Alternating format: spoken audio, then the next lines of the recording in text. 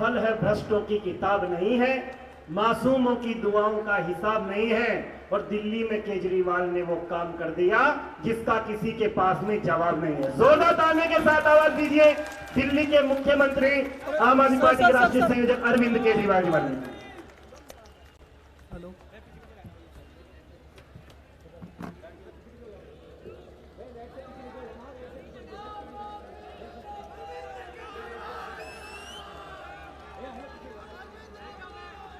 एक बार जोर से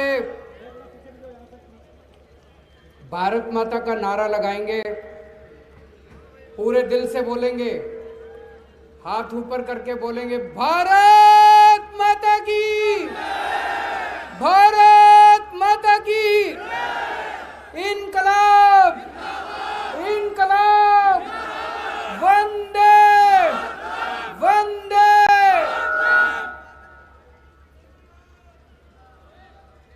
उत्तराखंड के कोने कोने से आए हुए मेरे सभी प्यारे भाइयों बहनों, माताओं, बुजुर्गों, बच्चों, आप सब लोगों का बहुत बहुत शुक्रिया, बहुत बहुत प्रणाम, नमस्कार सबको। मैं देख रहा हूं कि आज जन सैलाब इतनी भारी संख्या में, इतनी भारी तादाद में आप सब लोग आए हुए हैं। इतनी दूर दूर से आप लोग आए, समय निकाल के आए, बहुत बहुत शुक्रिया, बहुत बहुत शुक्रिया। सबसे पहले जनरल बिपिन रावत, जो उत्तराखंड के नहीं पूरे देश के सपूत थे, वीर सिपाही थे, भारत माता के लाल थे, वो हेलीकॉप्टर क्रैश होने की वजह से हम सबको छोड़ के चले गए। 13 सैनिक शहीद हो गए। इसका हम सब लोगों को बेहद अफसोस है। हम पूरे दिल से जनरल बिपिन रावत को, उनकी धर्मपत्नी को और उन सभी सैनिकों को श्रद्धांजलि अर्पित करते हैं। पिछले 1 साल से देश का नहीं, दुनिया का सबसे बड़ा आंदोलन चल रहा था अभी तक, किसान आंदोलन, दिल्ली के बॉर्डर पे। शायद दुनिया के इतिहास में इतना लंबा आंदोलन आज तक कभी नहीं हुआ। 1 साल से ठंड में, गर्मी में, बरसात में हमारे किसान वहां पे बॉर्डर के ऊपर डटे हुए थे कि या तो मर के जाएंगे या जीत के जाएंगे। और अंत में हमारे किसानों की जीत हो। एक बार जोरदार तालियां बजा दो अपने किसान भाइयों के लिए। और इस पूरे आंदोलन के अंदर उत्तराखंड के किसानों ने बढ़ चढ़ के हिस्सा लिया। आप सब किसान भाइयों को मैं सलाम करता हूं। और उन 700 किसानों को जो शहीद हो गए इस आंदोलन में, उन सब लोगों को मैं बहुत ही विनम्र श्रद्धांजलि अर्पित करता हूं। दोस्तों, आज मैं दिल से आप लोगों से बात करने के लिए आया हूं, अपने दिल की बात रखने के लिए आया हूं। मैं नेता नहीं हूं, मेरे को राजनीति करनी नहीं आती। और ये जो अजय कोटियाल है, ये भी नेता नहीं है, इसको भी राजनीति करनी नहीं आती। हमको काम करना आता है बस। दिल्ली में भी काम करा था, खूब काम करा दिल्ली में। मैंने दिल्ली में काम करके दिखाया। कर्नल कोटियाल ने उत्तराखंड में केदारनाथ का पुनर्निर्माण करके दिखाया। जब केदारनाथ पूरा ध्वस्त हो गया था, उस वक्त लोग सोच रहे थे केदारनाथ दोबारा कैसे बनेगा, दोबारा कैसे बनेगा। इस एक आदमी ने अपनी पूरी फौज इकट्ठी की, लड़कों की, और इसने पूरा केदारनाथ का पुनर्निर्माण किया था। हमें काम करना आता है। इन पार्टियों ने, इन नेताओं ने नेतागिरी कर करके, राजनीति कर करके 20 साल में उत्तराखंड का बेड़ा गर्क कर दिया। कर दिया कि नहीं कर दिया? आज यहां इतने सारे मैं देख रहा हूं बच्चे आए हुए हैं, युवा आए हुए हैं, यूथ आया हुआ है, इतने सारे बच्चे मैं देख रहा हूं। आप में से जो जो बेरोजगार हैं जरा हाथ खड़े करो। जो जो बेरोजगार हैं वो बस। ये बीजेपी वालों ने नौकरी नहीं दी अभी तक, कांग्रेस वालों ने नौकरी नहीं दी।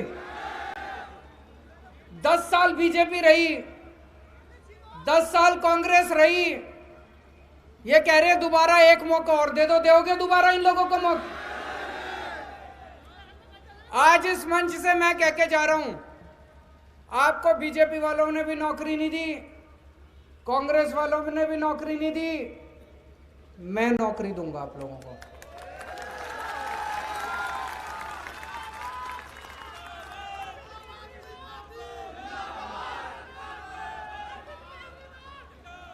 और केजरीवाल जो कहता है करता है, झूठ नहीं बोलता। मैं सारी घर में कैलकुलेशन करके आता हूं। मैं दूंगा नौकरी, आप पूछोगे कैसे देगा नौकरी, है ना भाई? कैसे देगा नौकरी? दिल्ली में 10 लाख बच्चों को नौकरी दी है। दिल्ली में 10 लाख बच्चों को नौकरी दी है।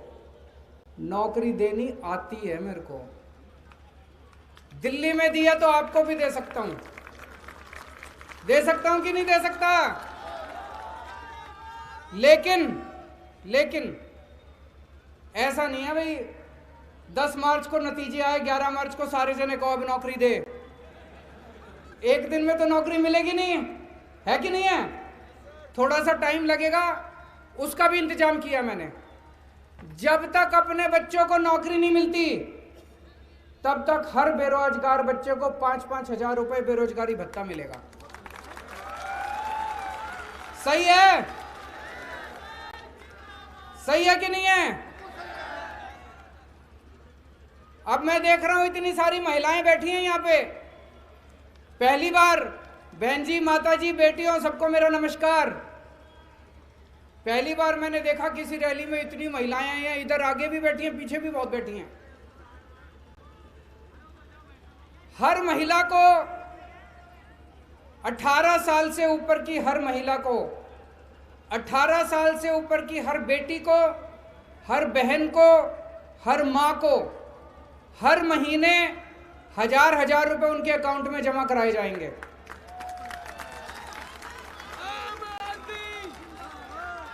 वो माता जी नाच रही हैं वहां पे पीछे।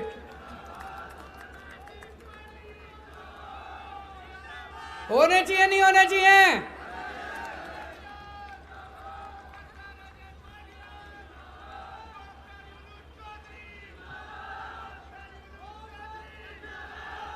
एक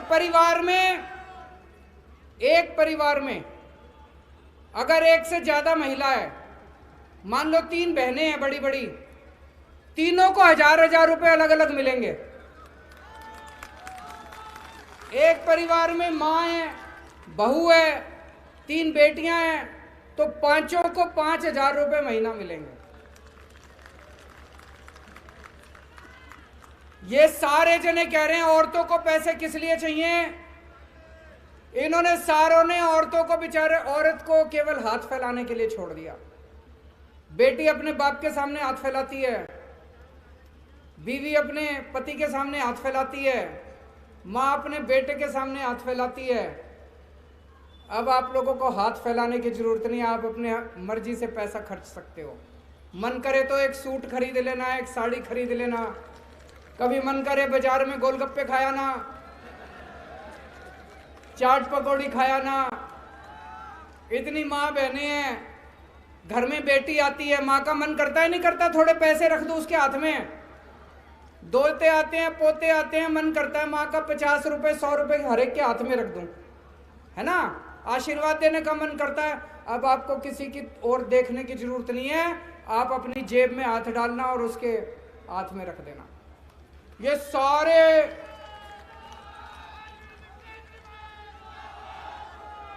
सारे मेरे को गालियां दे रहे हैं।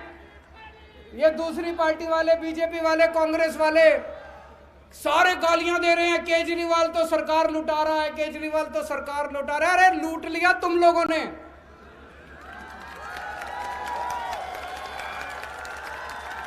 बीजेपी वालों ने लूट लिया 20 साल से, कांग्रेस वालों ने लूट लिया 20 साल से।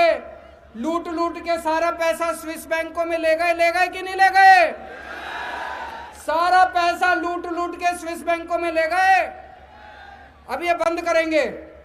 अब पैसा नेताओं की जेब में नहीं जाएगा, पैसा बेरोजगारों की और महिलाओं की जेब के अंदर जाएगा। ये मेरे से पूछते हैं पैसा कहां से आएगा? भाई साहब, उत्तराखंड का बजट 55,000 करोड़ का है, 55,000 करोड़। इसमें कितना भ्रष्टाचार होता होगा? कितने प्रतिशत? 40%, 50%, 60%? कितना खा जाते हैं ये लोग? चलो 20% मान लो। 20% अगर ये खाते हैं तो 11,000 करोड़ रुपए हर साल, 11,000 करोड़ रुपए ये नेता और अफसर मिलके खा जाते हैं, पार्टी वाले खा जाते हैं। 11,000 करोड़ रुपए ये स्विस बैंकों में ले जाते हैं। बुजुर्ग बेरोजगारों को और महिलाओं को देने के लिए जो मैंने ऐलान करा है, केवल 3,500 करोड़ चाहिए। 11,000 करोड़ का हिसाब दे दिया। अभी तो और बहुत कुछ दे सकता हूं आप लोगों को, पैसा बचा हुआ, अभी चिंता ना करो। तो पैसे का इंतजाम करके आया हूं सारा, चिंता ना करना। चुनाव के बाद ये सारी स्कीम लागू करेंगे, सब कुछ लागू करेंगे। अच्छा, अब हाथ खड़े करके ये बताओ कि आप में से किस किस के दिल्ली में रिश्तेदार दोस्त रहते हैं? आपने सुना है दिल्ली के स्कूल बहुत अच्छे हो गए? किसने सुना है? स्कूल अच्छे हो गए नहीं हो गए दिल्ली के? उत्तराखंड के सरकारी स्कूल कैसे हैं? मैंने देखा था टीवी में, मैंने सोशल मीडिया पे देखा था, बहुत ही बुरा हाल है। स्कूलों में टीचर नहीं है, खंडर बने पड़े हैं स्कूल, डेस्क नहीं है, बच्चे जाते नहीं है, पढ़ाई होती नहीं है। दिल्ली जैसे स्कूल बनने चाहिए नहीं बनने चाहिए उत्तराखंड में? कौन बनाएगा? कौन बनाएगा? बीजेपी तो नहीं बनाएगी, कांग्रेस तो नहीं बनाएगी, केवल आम आदमी पार्टी बनाएगी। ये कोटियाल बनाएगा, इसको सीएम बना दो, ये सारे स्कूल बना देगा।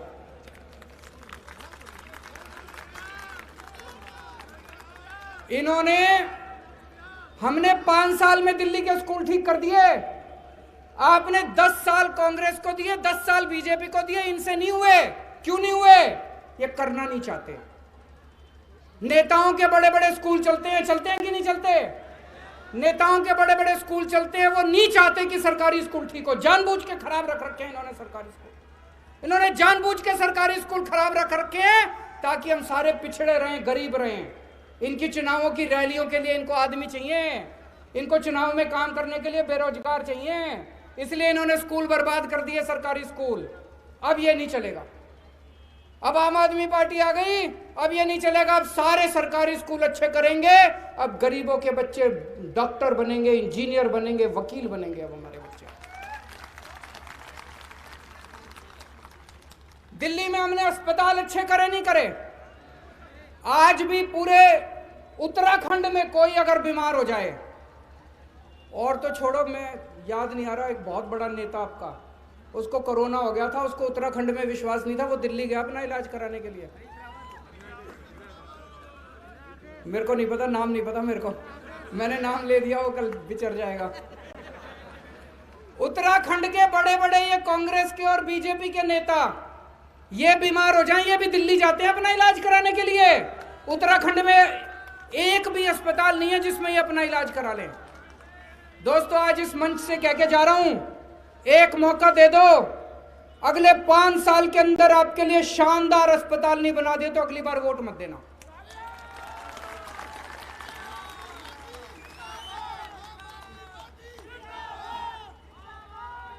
दिल्ली में हमने इतने सारे मोहल्ला क्लिनिक बनाए हैं, इतने सारे अस्पताल बना दिए और सारा इलाज फ्री कर दिया।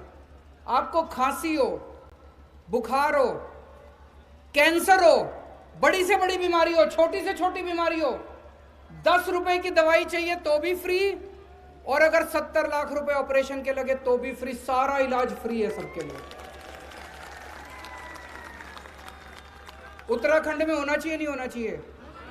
ये फिर मेरे को गालियां दे रहे, केजरीवाल तो स्कूल भी फ्री कर रहा है, अस्पताल भी फ्री कर रहा है। मैं कहना चाहता हूं, मैंने कहा मैं बिजली भी फ्री करूंगा। दिल्ली में बिजली फ्री कर दी, ये सारे नेता पीछे पड़ गए, केजरीवाल बिजली भी फ्री कर रहा है।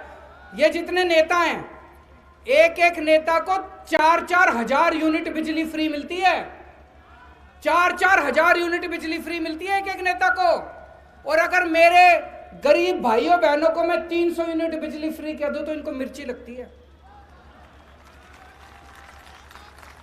बताओ, अगर नेता को 3000, बाबूजी नेता को 4000 यूनिट बिजली फ्री मिलती है तो आम आदमी को 300 यूनिट तो बनती है? नहीं बनती?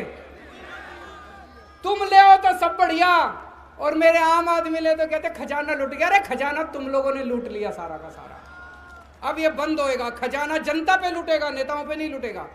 जो जो चीजें नेताओं को मिलती है सारी दूंगा आप लोगों को, सारी फ्री में दूंगा।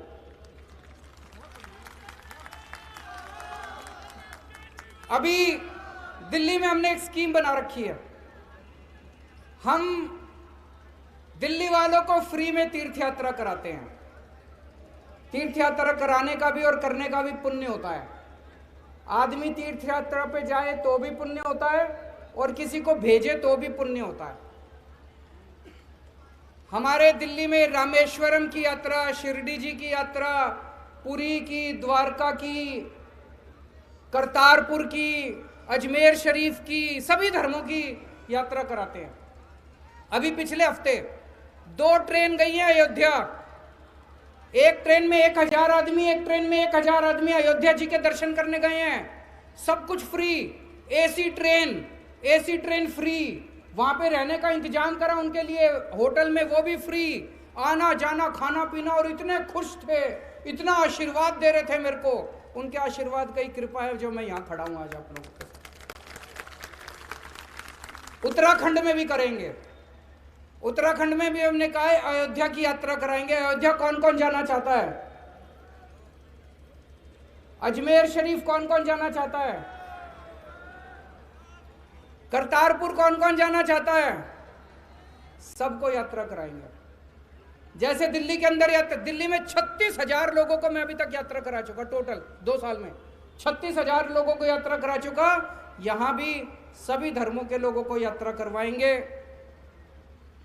मैं भी यहां पे आता हूं गारंटी पे गारंटी। मैंने कहा पहली गारंटी बिजली मुफ्त देंगे, दूसरी गारंटी रोजगार देंगे, तीसरी गारंटी अयोध्या लेके जाएंगे, आज चौथी गारंटी दी है कि महिलाओं को 1000-1000 रुपए देंगे। ये बीजेपी वालों ने, कांग्रेस वालों ने केस कर दिया मेरे ऊपर हाई कोर्ट में। हाई कोर्ट में जाके कहते हैं जी केजरीवाल गारंटी दे रहा है। तो जज बोला जी अच्छी बात कर रहा है, गलत क्या कर रहा है? बोला अच्छी बात कर रहा है, गलत क्या कर रहा है? तुम भी गारंटी दो। तुम गारंटी क्यों नहीं देते? तुम तो झूठे वादे करते हो, हर चुनाव के पहले आके कुछ उल जलूल बक जाते हो और फिर चुनाव के बाद शक्ल नहीं दिखाते। तो छोटा सा मुंह लेके वापस आ गए हाईकोर्ट से। तो एक एक गारंटी देके जा रहा हूं, और गारंटी देने के बाद हमारे कार्यकर्ता घर घर में आके कार्ड देके जाते हैं। देते नहीं देते? कार्ड देके जाते हैं, मेरा साइन किया हुआ कि अगर ये गारंटी पूरी ना करूं तो मेरे पे केस कर देना चुनाव के बाद। अगर मैं अपनी गारंटी पूरी ना करूं मेरे पे केस कर देना, साइन करके देता हूं मैं आप लोगों को। एक और बात है, ये बहुत समय से डिमांड चल रही है 6 नए जिले बनाने के लिए। काशीपुर, रानीखेत, डीडीहाट, रुड़की, यमुनोत्री, कोटद्वार, ये काशीपुर जिला बनना चाहिए नहीं बनना चाहिए? सरकार बनने के 1 महीने के अंदर ये 6 के 6 जिले बना देंगे।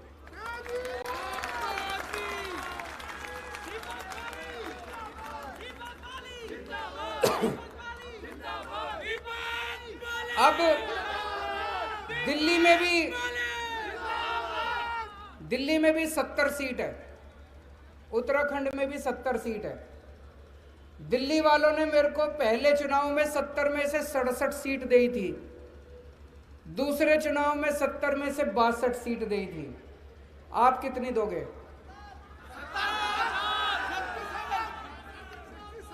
भूल मत जाना, आपकी गारंटी है ना?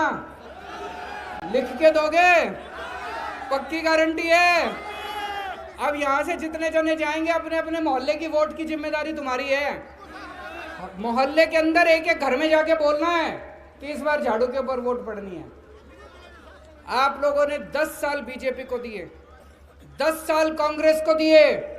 आपसे केवल एक मौका मांग रहा हूं, 5 साल मांग रहा हूं। 5 साल में अगर काम ना करो तो अगली बार वोट मत देना। एक बार मेरे छोटे भाई कोटियाल साहब को सीएम बना के देखो। इसने एक बार केदारनाथ का पुनर्निर्माण करके दिखाया है।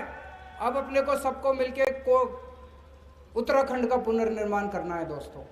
भारत माता की। बहुत बहुत शुक्रिया। तमाम जितने भी आगंतुक आए सबका बहुत बहुत धन्यवाद। और अरविंद